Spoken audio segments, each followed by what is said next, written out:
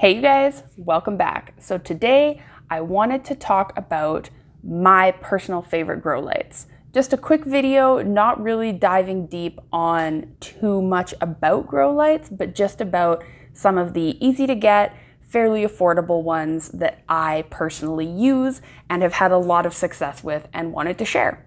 So there are two main categories to grow lights. There are LEDs, which everyone is kind of familiar with, and there are HPS, which stands for high pressure sodium.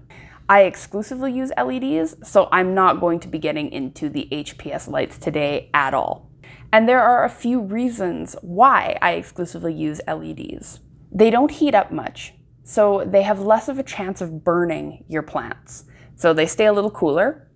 They're usually significantly lower wattage, so they cost less to run, and they are less breakable on the off chance that you drop one. Usually they're made of some kind of plastic or something, so you're not going to have them shatter all over the floor and release gas like some of the HPS bulbs would. Another main part of these grow lights is the spectrum. So this is exclusively for houseplants. I grow nothing but houseplants. I'm in an apartment. I don't have an outdoor space of my own, so I'm only growing tropical houseplants. I use exclusively full spectrum. So the full spectrum is just kind of a good, well-rounded spectrum for everything. You've got your reds, you've got your blues, you've got a bit of green in there. I don't use anything for seeding, for growing fruit or flowers, any of that. So full spectrum all the way for everything. And then there are three styles of LEDs that I use. So I use bulbs, I use bars, and I use panels. So I'll explain how I use each one of them as I go over some of my favorites of each. So we will start with bulbs. So these are just a couple of my favorites. These are full spectrum plus enhanced blue spectrum lights. I've found that it really increases the growth on my plants, like almost to the point where I feel like I'm cheating a little bit. So this one is the A19 by Feit. It is only 9 watts, so that means that it's quite inexpensive to run. And this one is the BR30, and it is also only 9 watts to run.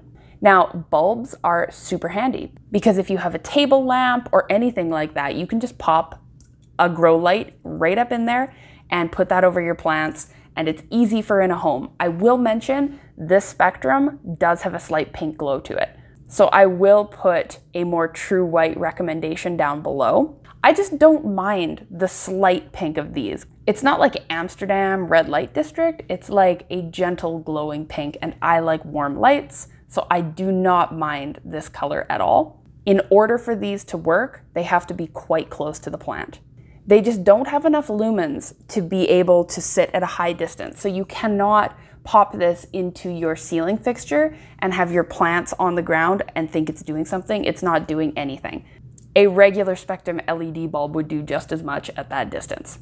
So when I use these, I have the plants very, very close to them in order for it to actually truthfully be effective. So this guy I use in a little IKEA fixture. I'll put a picture of it here. I use it in the living room, and I just have it above a few of my plants that I wanted to give a little more light, that are just a little bit further away from the window than others. It's worked fantastic so far. Both of these have. I've used them for a while now. I definitely recommend them. They're inexpensive and they're easy.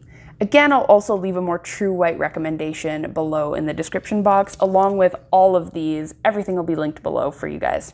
Now next is a bar light. So this I use in my other IKEA greenhouses. So I will show you the color of these lights. Sorry, let's see. Woo! Okay, so again, like I said, it's not crazy red or anything. It definitely has a slight pinky, purpley kind of a glow.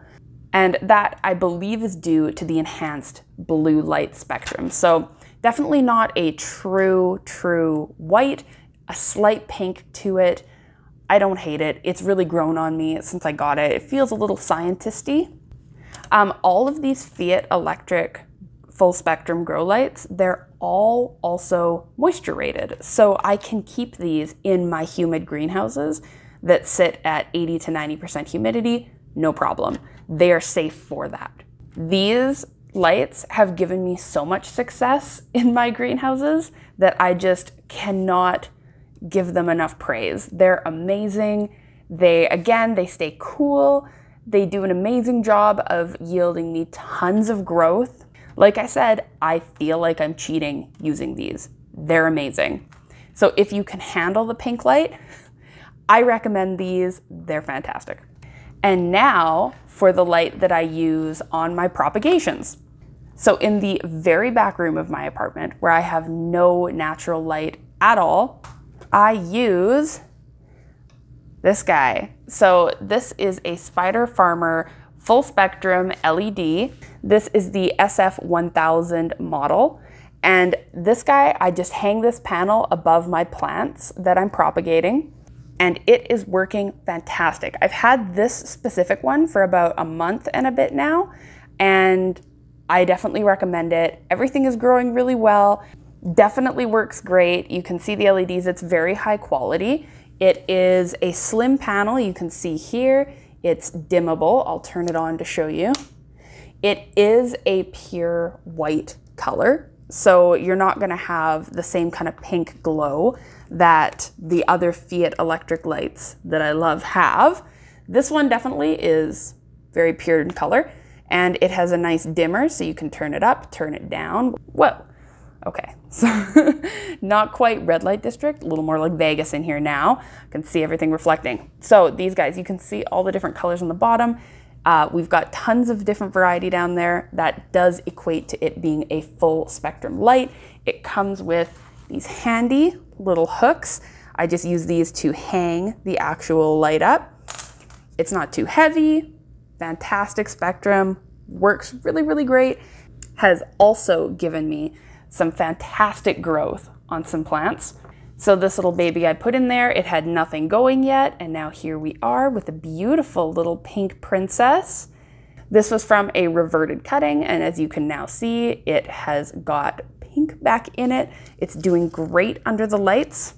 Fantastic. So those panels, if you are propagating a bunch, where like I was finding that I finally got to the point where I had so many propagations and they were all like little tiny plants. So it's not like I could just have them all over my apartment. So I wanted to put them all in a spot and be able to really grow them and help beef them up before putting them out here where they can actually look beautiful and full. And that Spider Farmer LED light panel has been a huge help. And again, I'll make sure to link everything down below so that you can check out anything that I've mentioned so far. Now, in order for these grow lights to work, I do run them for around 12 to 15 hours a day. More during the summer than during the winter. I give them that little bit of a dormancy period and roll back the hours a bit. In order to successfully do that with as little effort as possible, I use smart plugins. So this is a favorite. I've got tons of these around the apartment.